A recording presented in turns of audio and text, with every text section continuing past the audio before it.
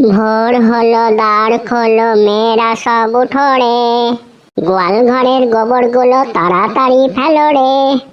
তুই এই গানটা আমাকে দেখে কেন গাইলি? তোর কি মনে হয় তোর মতন আমি হা ঘরের বটি নাকি? বিশ্বাস কর, আমার ঘরে আমার পিছুতে তোর মতো 10টা চাকর বাকর ঘুরে। বিশ্বাস? বিশ্বাসের উপর থেকে বিশ্বাসটা আমার সেদিনই উঠে গিয়েছে যেদিন দেখলাম জ্বলন্ত মশা মারা কয়েলের উপর মশা বসে আছে। এই তোরা থাম থাম, ঝগড়া করিস না, চুপ কর। আই দেখ স্যার আসছে। Good morning sir. তোরা সব বসে পড়। গুড মর্নিং না ব্যাড মর্নিং একটু পরেই সেটা বুঝতে পারবি। আজ তোদেরকে পড়া করে আসতে বলেছিলাম, পড়েছিস? আর যদি তোরা পড়া বলতে না পারিস রে, তোদের মাথাটাকে ঘুরিয়ে ঘুরিয়ে মারবো। হ্যাঁ দেখ, ভালছিস ভাই? কি বলছে? পড়া না পারলে মাথাটাকে ঘুরিয়ে ঘুরিয়ে মারবে? হ্যাঁ ভাই, তাই তো শুনলাম, মাথাটাকে ঘুরিয়ে ঘুরিয়ে মারবে। তা ভাই, এই মাথাটাকে ঘুরিয়ে ঘুরিয়ে এটা কেমন ধরনের মার বটে? আব্বে গজনী, তার মানে চুলের মুঠি ধরে মাথাটাকে প্রথমে ভালো করে ঘুরাবে, তারপরে মারবে। আব্বে তুই আবার হাসছিস কেন? হাসবই তো, এতদিন আমার মাথায় চুল নাই বলে হাসতিস তোরা। এখন দেখ আমার মাথা চুল না থাকাটা কেমন কাজে দিল। কি করেই বা আমার চুলের মুঠি ধরবে, আর কি করেই বা আমার মাথাটাকে ঘুরাবে? হবে, তাও তো বটে।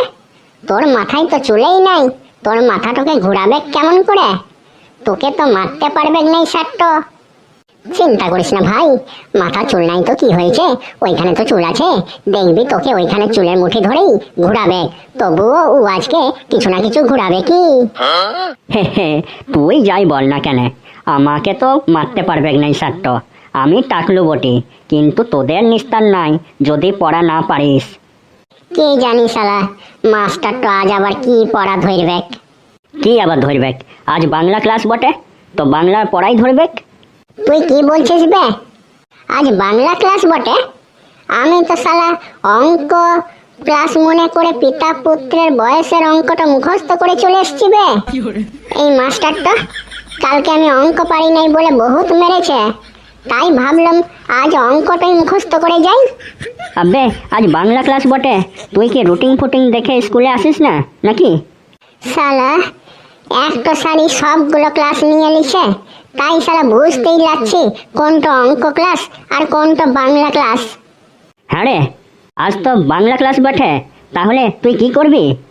তাহলে আজ প্রথমে কাকে দিয়ে পড়া ধরাটা শুরু করি? ওই টাকলুকে দিয়েই শুরু করি আজ। না না, টাকলুর মাথায় আবার চুল নাই, ওয়ার চুলের মুঠি ধরে ঘুরাতে পারবো নাই। প্রথমেই বউনিটা খারাপ করলে চলবে নাই। ওয়ার পাশেই দেখছি বদের বিচনটা বসে আছে, ওয়াকে দিয়েই রচনা ধরাটা শুরু করি। ও আবার দেখছি চুলটাকে কালার করে এসছে, লাল রং করে এসেছে। আজ তোর কালার করা চুলগুলা সব উপড়াই নেবো, বউয়ের রাগটা আজ তোর উপরেই ঝাড়বো। এই কাবলা, তুই দাঁড়া তো। Yes sir. তুই একটা রচনা বল। বলছি স্যার, রচনা। আবে শালা, তুই কি বলছিস বে? রচনা বলবে, রচনা। কোনো জিনিসকে বড় করে ব্যাখ্যা করতে হয় না, সেই রচনাটা বল। ও, ওই রচনাটা? হ্যাঁ, ওই রচনা আমি জানি তো, আমার একটা রচনা মুখস্থ আছে। হ্যাঁ, তো বলুন স্যার, কি নিয়ে রচনা বলবো? তোর যেটা ইচ্ছা সেটা নিয়েই রচনা বল, যা পড়ে এসেছিস সেটা নিয়েই বল। তাইলে স্যার কুমিরের রচনা বলবো? হ্যাঁ, না না, একদম না, কুমিরের রচনা বলা যাবে না, কুমির আমার একদম পছন্দ না। এক কাজ কর, তুই নদী নিয়ে রচনা বল। হ্যাঁ বে, এবার তুই কি করবি বে? তোকে তো নদী নিয়ে রচনা বলতে বলে দিল, আর তুই কুমিরের রচনা মুখস্থ করে চলে এসেছিস, তাহলে কি করবি এবার?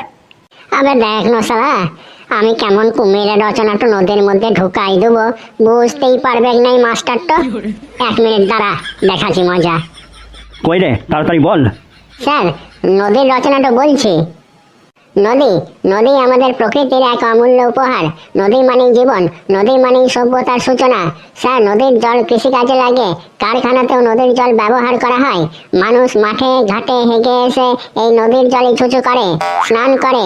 এই নদীর জলই মানুষ খাবার জল হিসেবেও অনেক সময় ব্যবহার করে। নদী মানুষকে মাছ দেয়।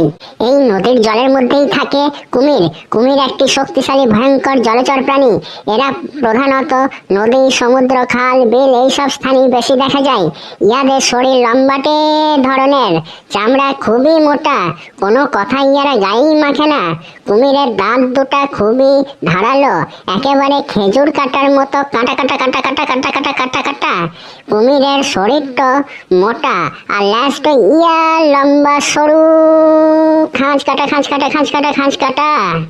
স্যার, কেমন লাগলো আমার নদীর রচনা?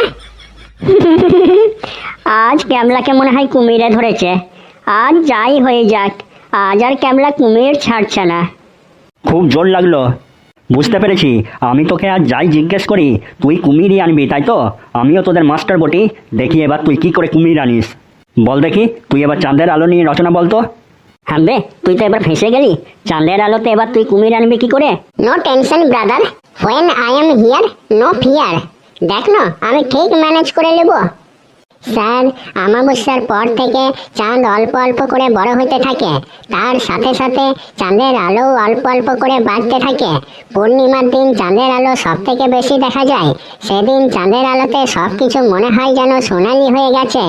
কবিরা এই চাঁদের আলোতেই বহু কবিতা লিখে গেছেন। এই চাঁদের আলোয় মনে যেন একটা প্রেম প্রেম ভাব জাগে। তাই আমি চাঁদের দিকে তাকিয়ে রাস্তা হাঁটতে হাঁটতে গার্লফ্রেন্ডের সাথে দেখা করতে গেছিলাম। এমন সময় পা হয়ে একটা ডোবায় পড়ে যায়। এমন সময় চাঁদের আলোয় দেখি দুটা চোখ দপ করে জ্বলে উঠল। আমি সাথে সাথেই বুঝে যাই এটো আর কিছু নয়, কুমির বটে। কুমির কুমির একটি শক্তিশালী ভয়ঙ্কর জলচর প্রাণী। এটি প্রধানত নদী, সমুদ্র, খাল, বিল এইসব স্থানেই বেশি দেখা যায়।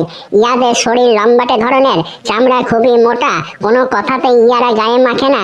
কুমিরের দাঁত খুবই ধারালো, একেবারে খেজুর কাটার মতো কাটা কাটা কাটা কাটা কাটা কাটা কাটা কাটা কাটা কাটা।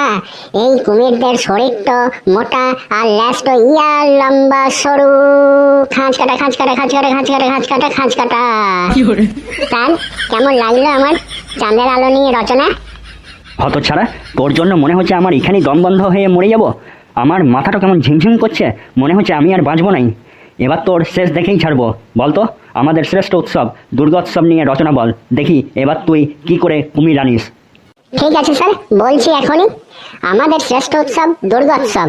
এই দুর্গোৎসবে মা দুর্গা আমাদের পূজালিতে মর্তে আসেন। মা দুর্গার একটা মাথা, তিনটা চোখ ও 10টা হাত ও 2টা পা থাকে। একটা পা সিংহের পিঠে থাকে আর একটা পা মহিষাসুরের পিঠে থাকে। এই মহিষাসুর একবার মহিষের রূপ ধারণ করেছিল বলে এনাকে মহিষাসুর বলা হয়। মহিষকে দেখতে অনেকটা কালো গরুর মতো।